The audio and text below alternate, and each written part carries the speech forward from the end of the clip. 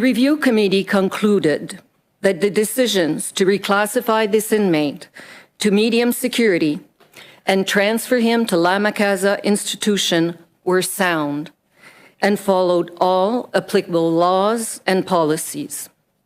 It also concluded that we followed applicable laws and policies regarding victim notification. As you know, we usually do not divulge personal information as it is protected by law. The public interest test is a high bar, and we need to weigh a number of factors before making the decision to use this clause. In this exceptional circumstance, I have authorized the release of some personal information about this inmate, as I believe it is in the public interest to have a better understanding of the reasons why this specific decision was made. So under the law, CSC must assign a security classification to each inmate and review it at regular intervals. This is a very rigorous process. There's two aspects to assessing the security classification of an inmate: a statistical component using objective, research-based actuarial tools, and a clinical component based on the appraisal of a set of factors. On the actuarial tool, this inmate received a score corresponding to a medium security classification rating. The legislation identified 3 areas that also need to be assessed. These areas are, first, the institutional adjustment. In other words, the degree of supervision and control required within the institution to manage the inmate. Second, the escape risk. And third, the risk to the public in the event of an escape. On the 3 areas identified in the regulations, this inmate was assessed as moderate on institutional adjustment, moderate on escape risk, and high on the risk to the safety of the public. The final risk assessment, which combined the actuarial score and the assessment of the 3 areas, determined that his security classification was medium. I want to be clear here that despite being a medium security inmate, he is still assessed as a high risk to the safety of the public, even after close to 30 years of incarceration. He also continues to hold a dangerous offender designation, which was imposed by the court. No inmate who is a high risk to the public can go to a minimum security institution. Once a security classification has been determined, inmates must be placed in an institution that corresponds to their security level. When deciding on which institution is most suitable for the management of the inmate, the law requires that CSC take into account a number of factors, including the availability of appropriate programs and services. Lamakaza is a medium security institution that is compatible with this inmate's profile. The institution offers programming for sex offenders, and staff there specialize in managing this type of offender. Lamakaza Institution has similar perimeter control as a maximum security institution, including high fences and armed patrols. It is important to stress that at any point, an inmate can be returned to a higher security level if deemed necessary to ensure the safety of staff, our institutions, and the public. On the issue of victim notification and engagement, the review committee concluded that CSC could have had more proactive and meaningful discussions with victims in a manner that still complied with the Privacy Act. It recommended that I establish a multidisciplinary working committee to enhance policies and practices pertaining to victims. I accept this recommendation. Le service est déterminé à respecter les droits des victimes. The service is committed to respecting the rights of victims, and I will be setting up a working committee to examine how we communicate with victims and how we can improve our services to them. We will take the committee's suggestions into account and will work in collaboration with the Federal Ombudsman for victims of crime. While I recognize that this case has opened up a larger debate about the role of corrections in our society, it is important for us to keep in mind the larger context. I have been with CSC for close to 40 years, and I know that our feelings towards offenders cannot guide our decisions. Our system only works if we continue to carry out our duties according to the rule of law. In closing, I want to thank our employees who work tirelessly with federal offenders towards this goal. Merci à tous nos employés. Thank you to all our employees who work nonstop. And I trust that they will continue to make sound assessments and decisions to ensure the safety of the public and our institutions based on their expertise and the rule of law. Thank you. Merci. Merci beaucoup. On va procéder avec la période. Thank you very much. We'll move on to question period now. Would you like to start, Rachel Hayes? Thank you for talking to us today. My name is Rachel Haynes. I'm from CTV. I want to talk a little bit more about the integration level that the inmate will be receiving at La Casa. That seems to be one of the concerns that the review committee had about why he was able to transfer after only a couple of months of reintegration at Millhaven. So can you tell us a little bit more about what kind of integration this inmate will see at Millhaven institution? What kind of freedom will he have within the institution? Okay. Yes, so as you know, the inmate has been incarcerated for close to 30 years. You also know that the inmate was incarcerated at Kingston Pen until it closed in 2013, and then the inmate was transferred to Millhaven institutions. When he first arrived at Millhaven, he was isolated, and slowly, over a number of years, he started being integrated with, it started with a couple of inmates, and then the group got slightly larger, and it was constantly monitored. And then in the summer of 2022, that's when he more fully integrated his range. So it was a long-term strategy of integration. So I know in the report it talks about July 2022, but that's when he fully integrated. But you will also see in the report that it talks that it was the part of a larger integrated approach that was used in this case. And one of the main concerns that is expressed by the review committee was that it seems that it was just this period of 4 months. Up until then, every year or every 2 years that he'd had this review, that the system, your actuarial tool, was overridden and said, you know, he can't be moved, he doesn't have the right institutional profile for this. But then all of a sudden it seems, okay, well, now in a period of 4 months after decades in prison, he was able to integrate. And I know you say it was a slow integration. My understanding of the report is it doesn't seem to be that slow, as much of that was more of the rationale that was used. Can you explain to Canadians a little bit more about how this inmate, after 20 years of his profile remaining the same, in just 4 months, all of a sudden, you know, it's acceptable for him to be reclassified? Yes, first of all, I'd like to say to Canadians, it wasn't just 4 months. Again, it was part of a larger strategy. So what happens when we do security classification?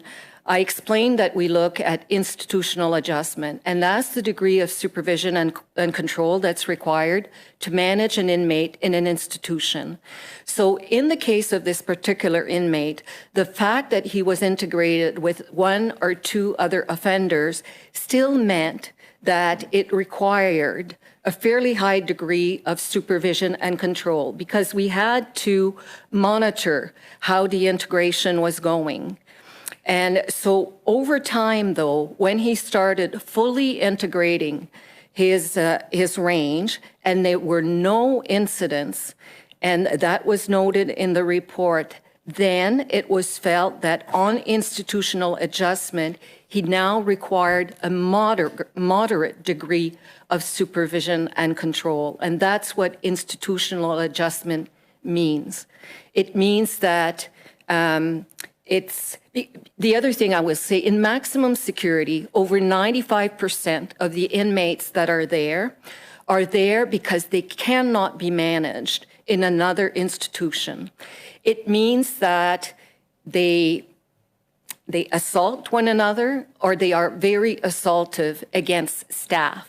So until their behavior stabilizes, we need to keep them in maximum security. Once their behavior stabilizes, we normally move them to medium. The other thing that I said in my opening remarks, which is very important, a security classification exists, okay, it's medium, but there are instances where overnight there's an incident that will occur in an institution, and that has happened actually this week, where a number of offenders were at medium and suddenly found themselves in a maximum security institution. Because in CSC, that's our business, the risk assessment, and we constantly observe and monitor the inmates. And if there's a significant event that requires that we move them, we will not hesitate to do so. So I hope this answers your question. We move to Alex Bellingal, Toronto Star. Thank you very much. It seems like there's a principle at work here that the rehabilitation of this inmate is possible, or that the system around him is predicated on that idea that inmates can improve and change and that they can go to different security classifications because of that. Whereas I think a lot of the public outrage over this has been of the thirst for punishing somebody who's done such heinous crimes. I wonder what you think of that, and if you can talk about why that principle of change is possible exists in the correction system, even for people like this. So, well, first of all, for us, and this is really more generally because today it's about the results of the review of this particular case. But more generally, our mandate is to rehabilitate inmates, offenders. And the reason for that is they come to us and there's a large majority, not everybody, as I said in my opening remarks, some stay with us for the rest of their lives, but there's a vast majority that are going to return to our communities. And for us, it is extremely important that we provide them with the programming and interventions that are necessary. And so that when they are released, they are better people than when they came to us. And all of us here, every single person that works in CSC, we are members of the community. And paramount for us is protection of society. I know there's been a debate, though, as far as whether or not psychopaths can benefit from programming. But for us in an institution to manage offenders, we want them to be productively occupied. So if inmates require education, we want them to go to school. If they require programming, we want them to go to programming. If they require interventions, we want them to actually participate in those interventions. Even if they may not never go to a minimum security institution, and even if they may never set foot in the community, because it helps us manage them while they are in the institution. What do you say to people who would look at this inmate, as you call him, look at his crimes and say, that's not good enough, we want to see him suffer in there for what he did? So the punishment is the sentence. And he was given the harshest sentence possible in the Canadian criminal justice system. And I can speak the difference between Millhaven and Lama Casa, and I've been to both. He's in a cell. It has the same perimeter controls, high fences, armed patrols. In both institutions, inmates have access to visitors, because I think there's a misconception that in maximum security institution, inmates can't have visitors. At all security levels, they have access to education programs and interventions. I know there's even a question that was asked, do they have different foods depending on the security level where they're at? No. The menu is the same, whether you are at maximum, medium, or minimum. Next up, David Aiken, Global News. Good afternoon, David Aiken, Global News. Your minister may lose his job, or you may have a new minister overseeing CSC, partly as a result of the way the communications were handled in this. And as you know, the minister says he did not learn of this transfer until, I think, after it happened. I think the Prime Minister said he knew of it ahead of time. Do you feel you have failed your minister, or that you might bear some responsibility for the fact there's going to have to be some changes to the cabinet here? So for us, we followed a long-standing process that we've been using to notify the minister's office of high-profile transfers. We also advise the minister's office of deaths in custody, of escapes, as you know. In this case, the minister has made it clear, and I think you've seen the ministerial directive that moving forward, he wants to be formally and directly advised, and this is what I'm going to do moving forward. I want to talk a little bit about Bernardo. I haven't had the benefit of reading all 85 pages. We just got it at 1 o'clock. But if I get me wrong, he initiates the review of his status in 2022 and asked to go to Bath. And the review results in being denied, and that Bath is not a suitable institution.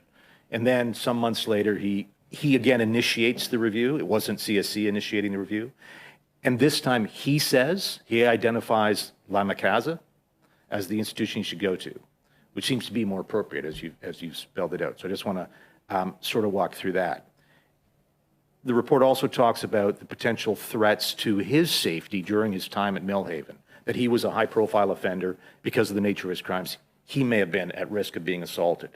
So can I just get you to talk about the inmate's time in custody of CSC? Was he assaultive? What was his general behavior? Was he at risk of a assault from other inmates? And did that risk to his safety play into the decision to move him to Lama Casa and to deny him going to Bath? I realize there's a lot in there, but I'm just trying to get a sense of this is a unique offender that Yes. other inmates may wish to have caused him harm.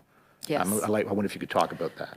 So what I can say is when this particular offender arrived in the federal system, when he was first at KP, and then when he transferred to Millhaven, again, he required a high degree of supervision and control because his safety was at risk. So in terms of him being the instigator of incidents, I think you will see in the report that was not the case. So in terms of his integration at Millhaven, this is where the kind of the long-term approach started, where he was able to integrate slowly with a couple of offenders, and over time, it became a larger group. As I said, once the security classification is determined, then we have to look at what's the most viable option in terms of an institution. There were no viable options in the Ontario region. So Bath was not seen as a viable option for this particular inmate. Lamakaza was. Lamakaza has programming for sex offenders, and the staff there actually specialize in managing this type of population. And so because, again, he was able to integrate with a much larger group, his institutional adjustment, that's the reason that it was reduced to moderate instead of high. However, he remains a high risk to the safety of the public. Kirsty Kirkup, Globe and Mail. Hi, Commissioner. I know you've already acknowledged in essentially what happened with the Minister of Public Safety, but I'm wondering on a personal level if you have a do-over moment. You had many face-to-face meetings, we understand, with the Minister in the lead-up to what happened, the decision that was taken. Would you have done anything differently in terms of your personal communication with the Minister of Public Safety so that he was directly made aware of what was happening to such a notorious criminal?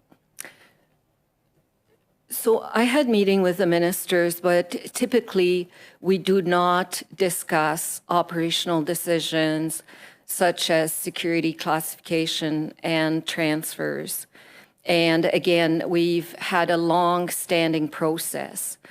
However, moving forward, it's clear that I'm going to formally and directly advise the minister. I wanted to ask, did it cross your mind, though, I know we're talking about him as the individual here, but he's probably Canada's most notorious killer. And I hear your point that it was not typical to talk about operations, but it didn't cross your mind that the name Paul Bernardo might want to rise to the level of being at the top of mind for the minister. That wasn't something at that time that you thought might be something he needed to know face to face? Well, again, certainly in terms of CSC, what we did is we realized it would receive media attention. And it's clear it elicited very strong emotions for the victims, for the families, for Canadians in general. But certainly my team here ensured that the minister's office was briefed, and I had assurances that they had been briefed. I cannot speak to what was put in front of the minister, but moving forward, again, the minister, I will formally and directly advise the minister. Apologies, I think I cut your second question, David. Sorry, I did. I just had a quick third follow-up, and this is just on behalf of some of my colleagues who did some access to information work, received an email that Assistant Commissioner Gagnon received. So I don't know who wants to comment on this, Commissioner Kelly, Assistant Commissioner Gagnon, but this is a May 25th email. So this is 4 days before the release. You may remember this, in which Assistant Commissioner Gagnon is sort of circulating some potential media lines. But at the top of this email, Assistant Commissioner Gagnon, you talked about this needs to be kept, quote, low profile, need to know, and close hold. And I just wondered, could you put a little color on what you're trying to tell your colleagues? Of course, some of it's blacked out. We don't know exactly who this was to, like the recipient list, but you could just give us a little color on that, perhaps? Don't know if you remember this particular email. I absolutely do, Okay. yeah. Happy to offer a comment. So it's all about safety. Like, we keep these strategies for communication of the transfers and the high-profile ones fairly close hold. And it's around the information that we're circulating about an offender, but also about the safety planning for the victims involved. It's very difficult if news gets out about an offender, as you can imagine, for the victims when they don't have a chance to be briefed and prepare for it. And I know that even being here today and hearing about this case again is probably quite difficult for them. And secondly, it's about the operation safety. So for our staff that have to conduct the operation, we want to make sure that they're going to be community protect it as well. And everybody knew it was a matter of public record that the offender was at Millhaven. So that's what I would say. Yeah. Ashley Burke, CBC, sorry. The federal ombudsman for victims of crime says that their office has been calling for 15 years since they opened their doors on your office to have victims be part of the discussion before a high-profile offender's transfer is made, including to medium security facilities. Does this ministerial directive address that? So specifically, victims' families or registered victims can have a say and be part of the discussion and know ahead of time before that decision is even made to transfer someone? Yes, actually, the ministerial directive does that. So it's really about the importance, and we have done that, is the importance of the victims understanding that they can submit a victim statement at any time. And I think that sometimes what happens is this is something that may be said to them early on, but we want to ensure that, again, we communicate to victims that at any point you can submit a victim statement that's going to be considered. The other thing is you also saw that the review committee made a recommendation that I establish a committee to improve our services to victim. And in the review committee, in the report, what you will see is, and having spoken to the victims, they were really appreciative of the information. But for me, it reminded me of the importance of people understanding the rigorous processes that we go through to arrive at the decisions we make. So that's one thing. And again, we will collaborate with victims. We will collaborate with the federal ombudsman to see how we can improve services.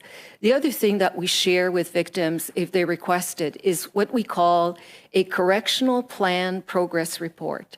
And it has a bit of information about the offender. It has his criminogenic kind of risk factors. It has the progress he has made, and that's something we share with the victims. And in that progress report, we also have kind of significant events that are going to occur. So in this case, it was the fact that he's going to have a parole hearing. But we are going to look at this CPPR, this is the acronym, to see if there's more information that we can include, such as upcoming transfers. So this is work that we are going to do moving forward. Said that you spoke to him or met with him on a weekly or every 2 weeks in the months leading up to this high-profile transfer. You've mentioned why you didn't bring it up, but how come that didn't, why didn't that come up? And as well, is it appropriate that he didn't know until after the transfer happened? Well, again, the meetings that I've had would have been on policy issues. Oftentimes, it's what we call, it's a meeting where all portfolio agencies are, and I may not necessarily have something on the agenda to discuss. And again, I will say that we do not typically talk about operational decisions such as security classification and transfers. But moving forward, I will formally and directly advise the minister. This is in your office or his office for what happened? We followed a long-standing process, and I can't comment on the minister's office. I think the minister, though, has been clear that he's taken steps. That's all I can say. Stephanie Taylor, Canadian Press. Hi, Commissioner. Thanks for being here. You yourself just said it's important that Canadians understand the rigorous processes CSC follows. But why didn't you provide this level of transparency, a press conference, the reasons behind the inmate's transfer, at the time it happened or even before? And in retrospect, given all the questions, given how emotional this has been, should you have? So on this, right, and I brought them, but right after it happened, on June 5th, I issued actually a statement. And in the statement, I said I had ordered an additional review. I talked about a little bit about Paul Bernardo. I talked about the same perimeter controls in both institutions. I talked about the fact that we review the security classification every 2 years. I also talked about what we assess, so institutional adjustment, escape risk, and risk to the safety of the public. And then later on in June, there were a lot of questions that were being asked. So we elaborated even further in basically sharing information about who is in maximum security, for what reasons.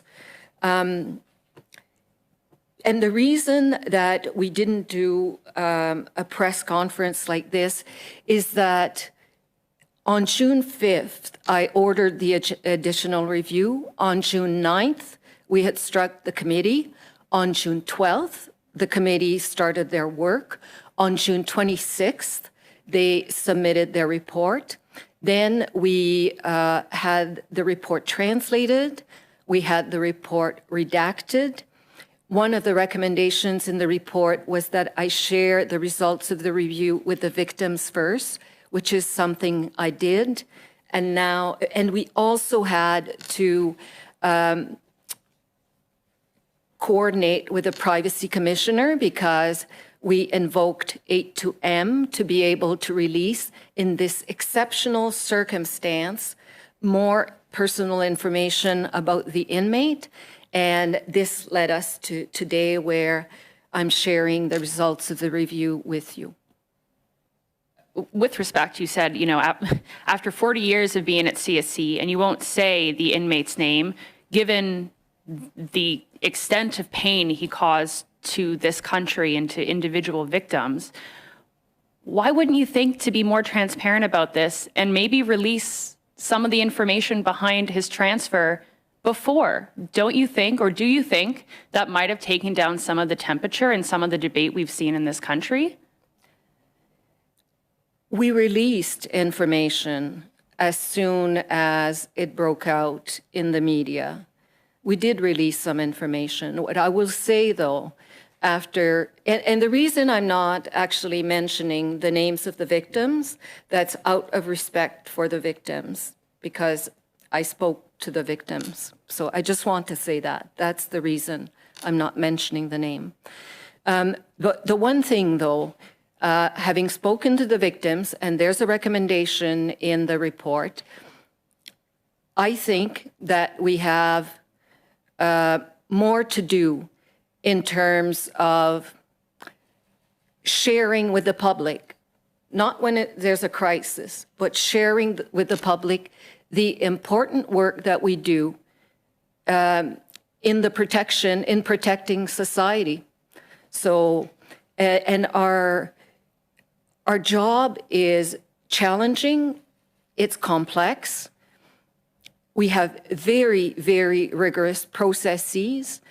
And I think that moving forward, we are going to try to find ways to speak about the work that we do so that Canadians in general, when they hear of a decision, will have a better idea how we arrived at that decision.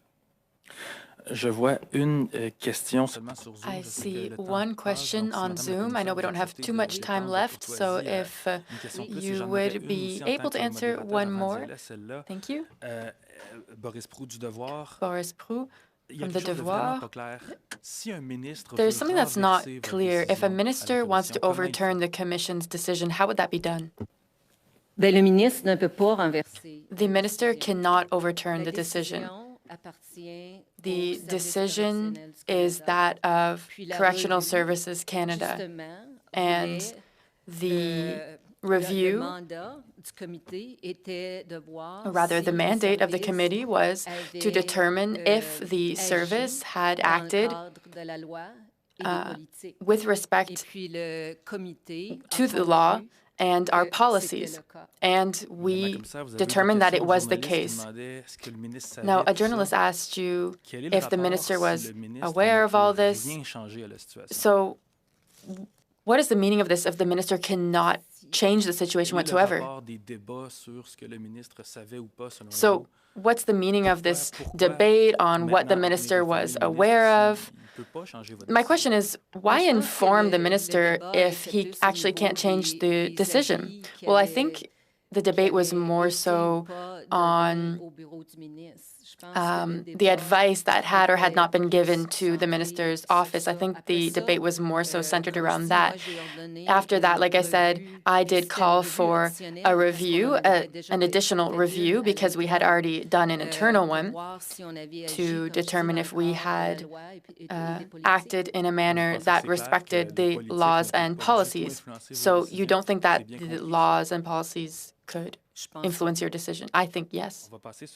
Now we'll go to Zoom. Marie-Josée from Radio-Canada. Bonjour, est-ce que vous m'entendez bien? Hello, can you hear me well? Yes, I can hear you. Unfortunately, the interpreter will not be able to interpret because the sound quality is not sufficient. Renverser aucune des décisions.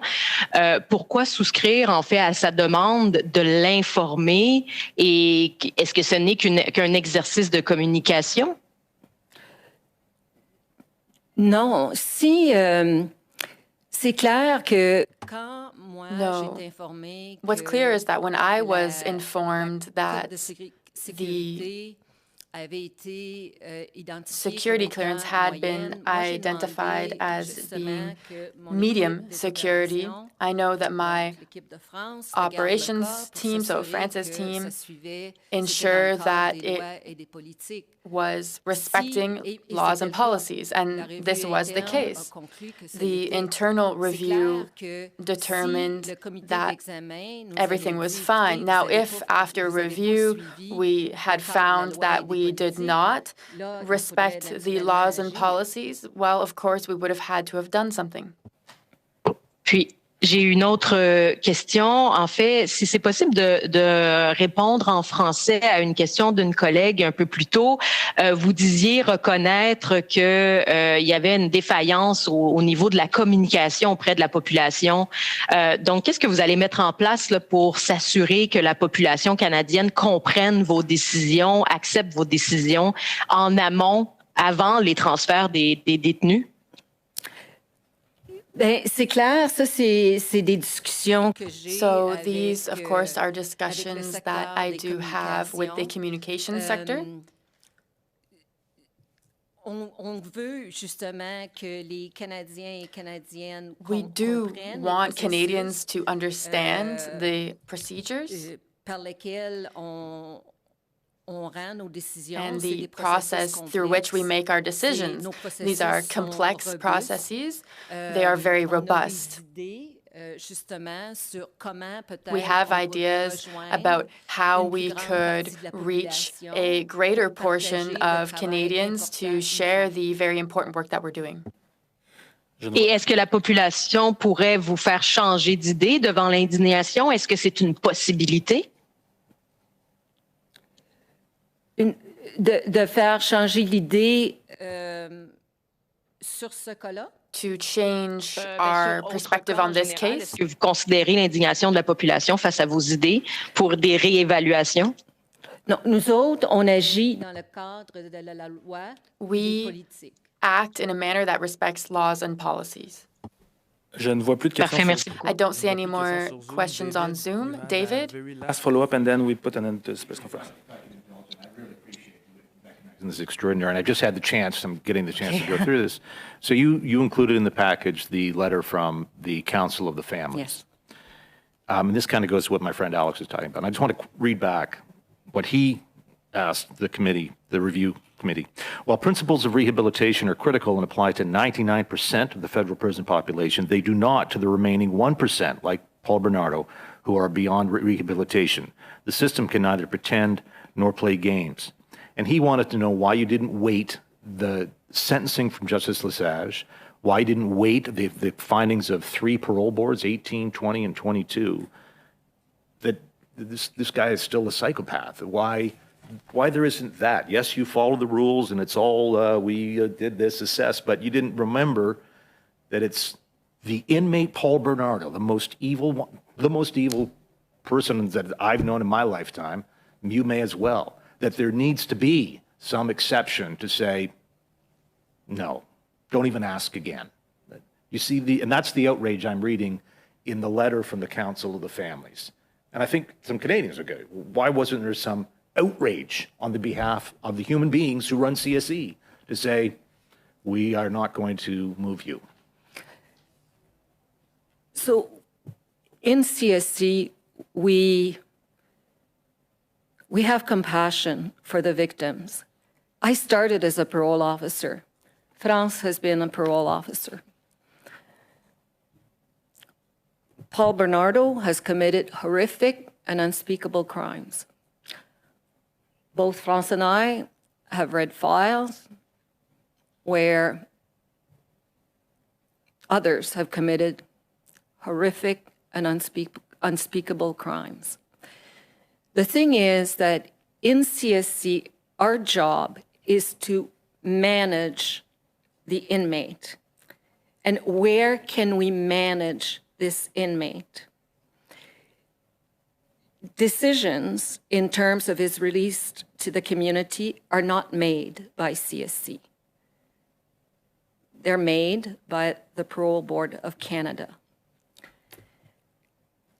Despite the fact that he is at a medium security institution, does not negate the fact that he is a psychopath and that he committed horrific and unspeakable crimes. So I see no further questions. Madame la Rachel. Very quick, though. It's just, I want to just talk about the victims a little bit more, because it seems that they were only notified about the transfer, but why are victims not notified when the classification, the security classification changes? Because the transfer was for, Mr. Bernardo was in play for many months before it actually happened, as soon as the transfer, the classification changed. So why do you wait until the actual transfer date to tell victims and not let them know when the classification changes? I mean, as you said to Ashley, they can, submit letters at any point. Why would they think to do that after decades of, having to deal with this if they're not already notified that the security classification has changed? Mm-hmm. So by law, we have to notify victims when there's a transfer from maximum to medium. Normally, we notify victims after the transfer has been completed.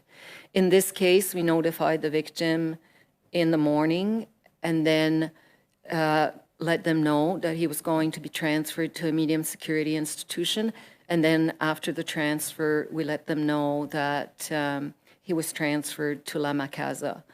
And as Kirsten explained, the reason for that is for the safety of the staff that have to escort the inmate. In terms of the security class, so that would be, in terms of offenders, inmates that go, though, to minimum, we have to notify the victims before the transfer. But again, on this question, I would say that the review committee asked that I establish a working group, and that's what we're going to do, and we are going to consult with victims so that moving forward, is there more information that we could provide to victims, including what I mentioned, more general information? Can we provide more information in the correctional plan progress update that we share with them? So this is something that we will be looking at. Madame la commissaire, Mesdames les commissaires adjointes, merci beaucoup de votre Thank you to all of you for your patience and for answering all our questions. That's the end of the press conference. Thank you very much.